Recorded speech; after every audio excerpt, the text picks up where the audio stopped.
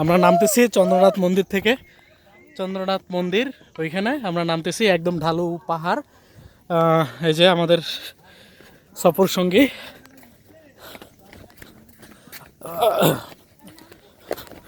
আচ্ছা, অডিওতে আছে রাশেদ আদনান, তোমাদের বন্ধু। ঠিক আছে, অনেক খাড়া নিচে আমরা আসছি আসলে মাটির রাস্তা দিয়ে নিয়ে আসছি। আমরা যাচ্ছি হচ্ছে সিঁড়ির রাস্তা দিয়ে, মানে সিঁড়ির রাস্তা দিয়ে নামতে অনেক ইজি, মানে অনেক ভালো লাগে। চিন্তা করছি যে সবসময় ঢাকা শহরে সিঁড়ি দিয়ে ওঠা হয়, তাই মাটির রাস্তা দিয়ে আসছি। রাস্তা অনেক দূর ছিল, বাট অনেক ভালো হয়েছে।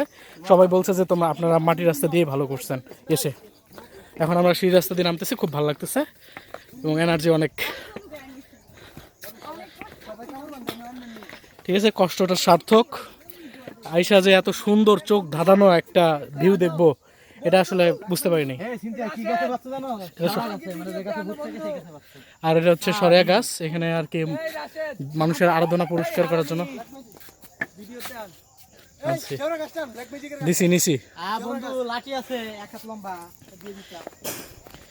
হচ্ছে আসলে সূর্য অনেক কাছেই, ঠিক আছে, রোদের তাপ অনেক প্রচুর, তাই আমরা তাড়াতাড়ি নেমে যাচ্ছি।